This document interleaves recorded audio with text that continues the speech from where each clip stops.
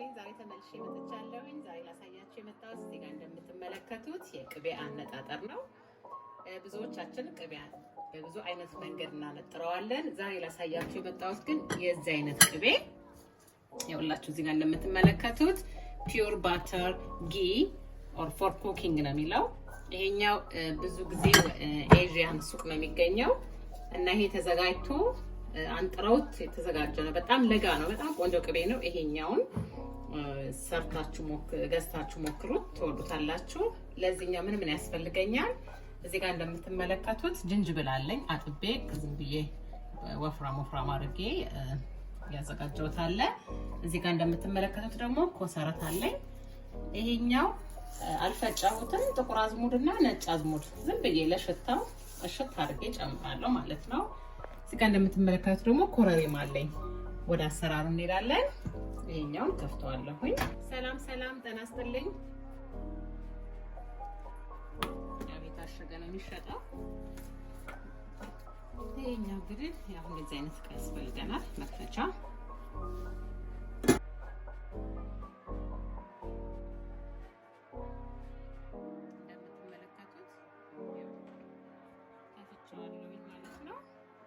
እዚህ ላይ አይደለም ማደርገው። እዚህ ጋር ድስት ንጹህ አዘጋጅቻለሁ።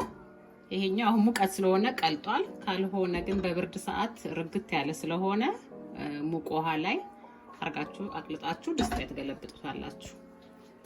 ከዛ እንደዚህ አርገን ድስት ላይ እንገለብጠዋለን።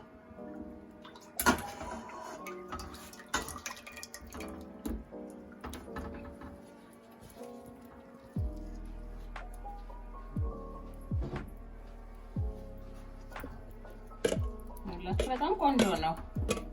ሞክሩት ይሄንን። ያው እነሱ አንጥረው ሁሉ ነገር ተጣርቶ የተዘጋጀ ነው። ለሩዝ ለምናምን ለብዙ ነገር ይጠቀሙበታል ኤዥያዎች። እና ይሄኛው እኛ እንደዚህ አንጥረን ስንጠቀም በጣም ቆንጆ ነው። ለጋ ቅቤ ነው።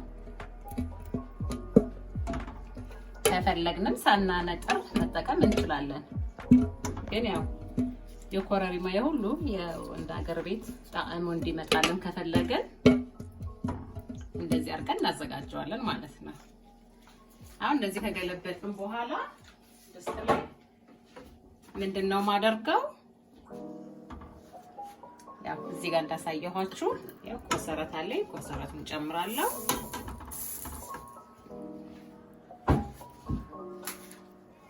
ይሄኛው ደግሞ ዝም ብላችሁ በእጃችሁ እንደዚህ ሽት አድርጋችሁ ሽታው ዝንጅብል ብዙ ዝንጅብል አድርጉበት። ዝንጅብል ምንድነው ለጋ ነው የሚያደርገው። በጣም ቆንጆ ነው። ሞክሩት እንደዚህ። ያው እንደተለመደው ኮረሪማ የማይቀር ነገር ነው። ኮረሪማ ደግሞ ጨምራለሁ ማለት ነው።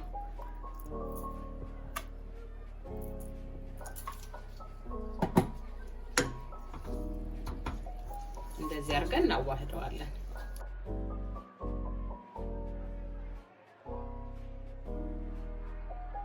እንደዚህ አድርገን በደንብ ካዋህድ ነው በኋላ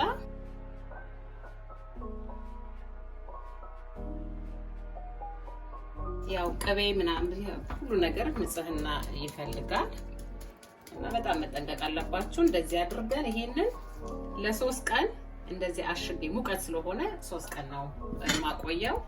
በብርድ ሰዓት ግን ሳምንት ብታቆዩትም ቆንጆ ነው። በጣም ይስበዋል ቅመሙን ሁሉ ነገር ከተዋሃደ በኋላ ሲነጠር ልክ የሀገር ቤት ቅቤ ነው የሚመጣልን። ከዛ ይሄኛው ያሳያችኋል። እንደምትመለከቱት ይሄን በደንብ አድርጌ አዋህጃለሁ ማለት ነው። እንደዚህ አድርገን በላስቲክ በደንብ አድርገን ይሄንን ማሸግ ያደረገን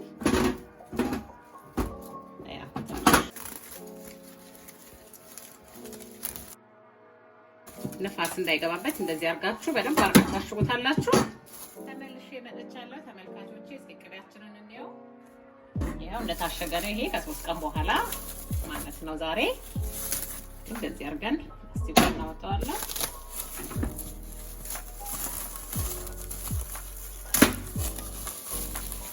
ዋው ሳይነጠር ራሱ ሽታው ሲያምር በጣም ቆንጆ ሽታ ቆንጆ ሽታ። እንደዚህ አድርገን አሁን ምድጃችን ማሳማለን ማለት ነው። አሁን ጋዝ ለኩሻለሁኝ። እንግዲህ እሳታችን በጣም ቀዝቀዝ ባለ ቀስ አድርገን ነው የምናበስለው። የኛው ትንሽ እንቆያለን። እንግዲህ አሁን ምንም ባልነካውም ምን ነገር አልጨምርበትም። ኦልሬዲ በዛ ቅቤ በቅመም ባደረኩበት ነው ያለው። ያው እንደምትመለከቱት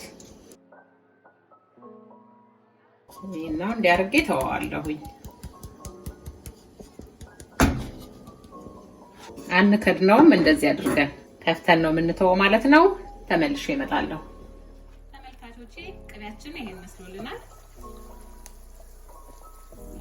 በጣም ቆንጆ ሆኗል። በጣም ለጋ ቅቤ ነው ይሄኛው። በጣም ሲበላ አይከብድም።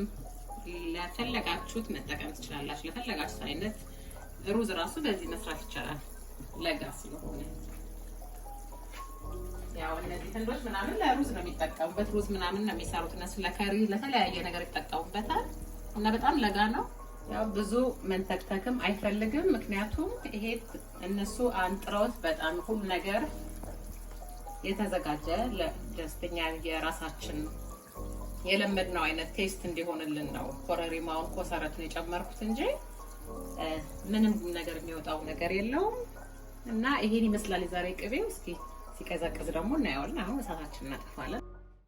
ተመልካቾቼ ቅቤያችንን እናየው። አሁን ቀዝቅዞልናል።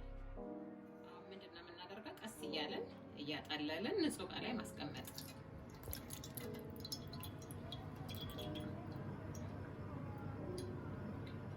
ያው ጨርሻለሁ። እዚህ ጋር እንደምትመለከቱት አለው እዚህ ጋር ይሄኛ ቅቤ ይሁት እዚህ ጋር ምንም ነገር እንትን የለውም።